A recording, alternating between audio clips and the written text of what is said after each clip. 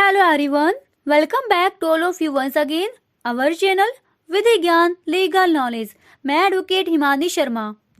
आज हम डिस्कस करेंगे general provisions relating to search, तलाशी संबंधी जो भी साधारण उपबंध दिए गए हैं। Chapter 7 part C. कहाँ से कहाँ तक है ये हमारे सेक्शन 99 से 101 तक, धारा 99 से धारा 101 तक। ठीक है, तो देखते हैं धारा 99 तलाशी वारंटों का निर्देशन आदि, direction etcetera of search warrant. Search warrant जो है उनके लिए क्या डायरेक्शंस वगैरह होंगे ये बताता है सेक्शन 99।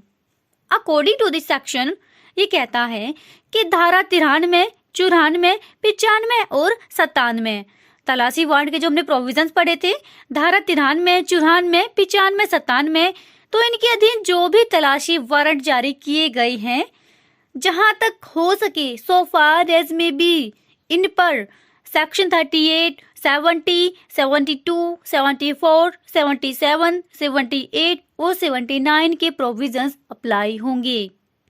आई रिपीट, सेक्शन 93, 94, 95 और 97 के अधीन जो भी तलाशी वारंट जारी किए गए हैं, तो जहां तक हो सके इन पर कौन से प्रोविजंस अप्लाई होंगे? सेक्शन 38, 70, 72, 74, 77, 78 और 79। सीधी से अगर बात करें तो तलाशी वारंट जो हैं इन पर वारंट ऑफ अरेस्ट के ही प्रोविजंस अप्लाई होंगे। सेक्शन 38 क्या था? जब किसी व्यक्ति को कोई वारंट दिया गया है जो कि पुलिस ऑफिसर नहीं है, मतलब जब वारंट किसी व्यक्ति को दिया जा रहा है, तो अकॉर्डिंग टू प्रोविजन आप उस वारंट के एग्जीक्यूशन में उस व्यक्ति की हेल्प कर सकते हैं। तो ठीक इसी तरीके का प्रोविजन अप्लाई होगा तलाशी वारंट पर भी। ठीक है, अब सेक्शन 70 क्या कहता है कि form of warrant of arrest and duration, गिरफ्तारी के वारंट का प्रारूप क्या होगा और उसकी अवधि क्या होगी। तो पहला इन राइटिंग होना चाहिए, दूसरा साइड में प्रेसिडिंग ऑफिसर होना चाहिए और तीसरा सील ऑफ कोर्ट होने चाहिए। ठीक है, तो सेम इसी तरह तलाशी वारंट का भी प्रारूप होगा और कब तक इन्फोर्स रहेगा? जब तक कि कोर्ट ने कैंसिल ना कर दिया हो और जब तक कि एग्जीक्यूट ना हो गया हो। ठीक है, अब सेक्शन 72 क्या था कि वारंट किसको डायरेक्ट किया जाएगा? वारंट किसको डायरेक्ट किया जाएगा? तो वारंट ऑफ अरेस्ट मामूली तौर पर एक या एक से ज्यादा पुलिस ऑफिसर को डायरेक्ट होगा, लेकिन अगर पुलिस ऑफिसर अवेलेबल नहीं है और वारंट को तुरंत एग्जीक्यूट कराना जरूरी है, तो आप किसी भी व्यक्ति को वारंट डायरेक्ट कर सकते हो। तो ठीक इसी तरह तलाशी वारंट पर भी यही प्रोविजंस अप्लाई होंगे। अब सेक्शन 74 क्या था?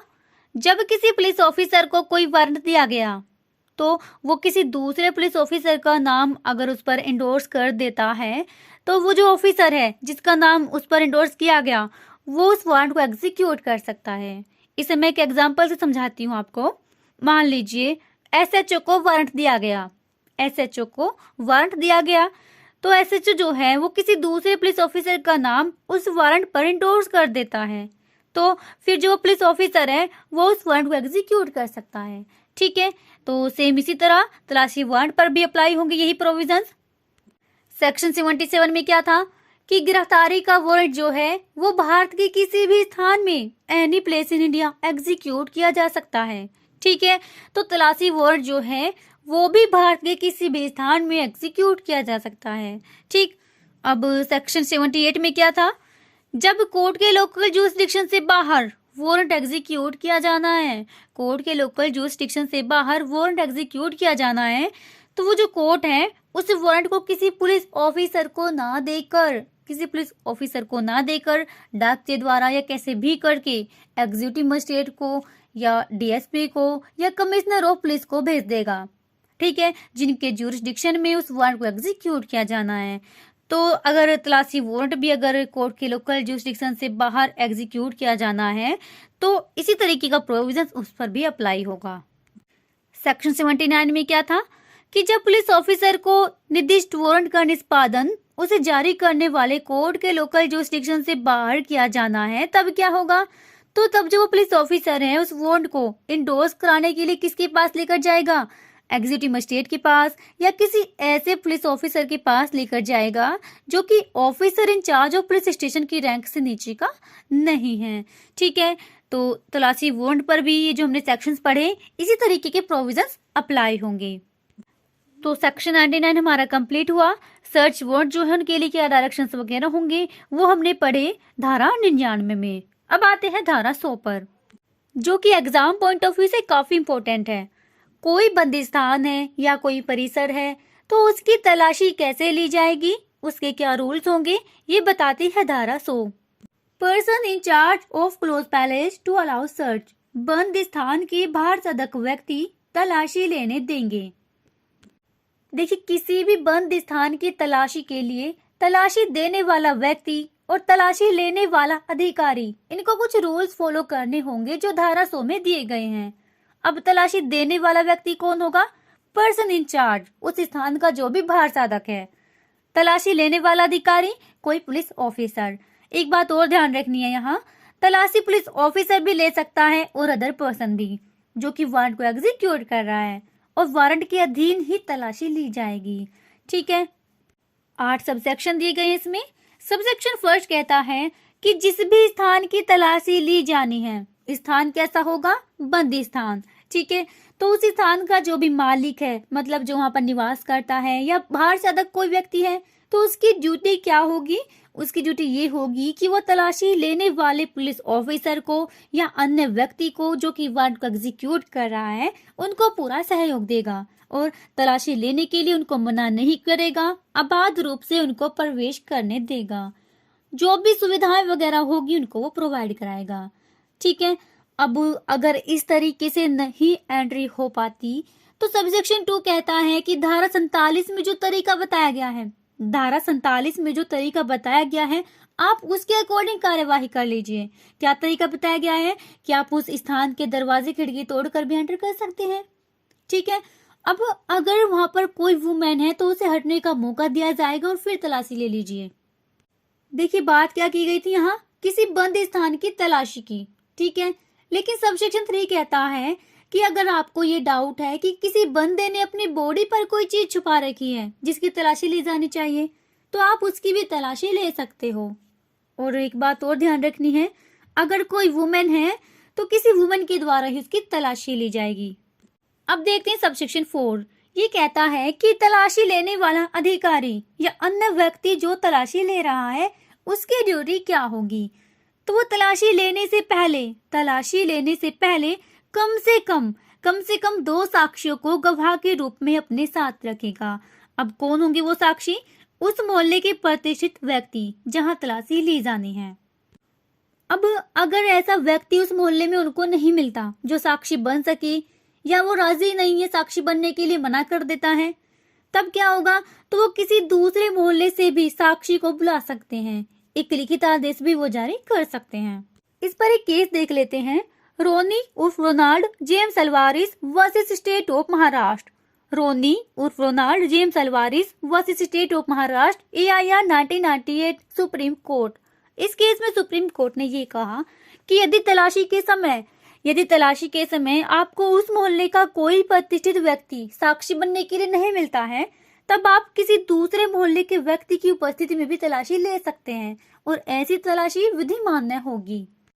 अब गवाह भी मिल गए तो सबसेक्शन 5 कहता है कि तलाशी उन साक्षियों की उपस्थिति में ही ली जाएगी और जो भी चीज मिली, जिस स्थान पर मिली, उनकी एक लिस्ट बनाई जाएगी और उस लिस्ट पर उन साक्षियों के सिग्नेचर लिए जाएंगे।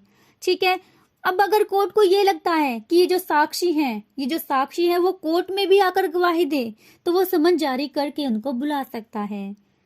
सबसेक्शन 6 देख लेते हैं। ये कहता है कि उस बंद स्थान का जो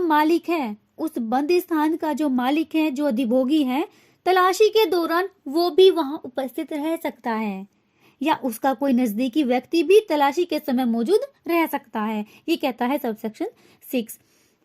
अब तलाशी जब पूरी हो जाएगी तो आपने जो लिस्ट तैयार की थी जिस पर साक्षियों के हस्ताक्षर लिए थे, तो उसकी एक कॉपी, उस लिस्ट की एक कॉपी उस स्थान के मालिक को दे दी जाएगी या उसका जो नजदीकी है उसको दे दी जाएगी। सबसेक्शन 7 क्या कहता है? ये कहता है कि जब किसी व्यक्ति के शरीर की तलाशी ली गई थी, कहाँ पर? उपधारा 3 में हम पढ़कर आए हैं अभी कि अगर आपको डाउट है कि किसी बंदे ने अपनी बॉडी पर कोई चीज छुपा रखी है तो आप उसकी भी तलाशी ले सकते हैं। ठीक है। तो उसकी बॉडी से अगर कोई आपको चीज मिलती है जिसको कब्जे में लिया गया है तो उसकी भी एक लिस्ट बनाई जाएगी और उस लिस्ट की एक कॉपी आप उसी व्यक्ति को दे देंगे जिसकी बॉडी से वो चीज मिली है। ठीक है। अब सबसेक्शन 8 देख लेते हैं क्या कहता है। ये कहता है कि जब किसी व्यक्ति को लिखित आदेश जारी किया गया था, इस धारा के अधीन लिखित आदेश जारी किया गया था किस लिए? तलाशी के दौरान हाजिर रहने के लिए और साक्षी बनने के लिए, और विदाउट रीजनेबल कॉज, बिना किसी उचित कारण के वो गवाह बनने से इनकार कर देता है या उपेक्षा करता है, तो क्या मानेंगे? ये मानेंगे कि भाई इस व्यक्ति ने आईपीसी की धारा 187 का अपराध किया है। आईपीसी की धारा 187 क्या है? ये कहती है कि जो कोई कानून के द्वारा बाध्य है, जो कोई कानून के द्वारा बाध्य है लोक सेवक की सहायता करने के लिए और फिर भी वो चूक करता है तो उसे दंडित किया जाएगा। एक बात और ध्यान रखें आप, अगर नहीं कोई लिखित आदेश जारी किया गया है, कोई लिखित आदेश जारी नहीं किया गया है किसी को साक्षी बनने के लिए या तलाशी के दौरान हाजिर रहने के लिए, तब वो व्यक्ति साक्षी बनने और तलाशी के दौरान हाजिर रहने के लिए लीगली बाउंड नहीं है। धारा 100 हमारी कंप्लीट हुई।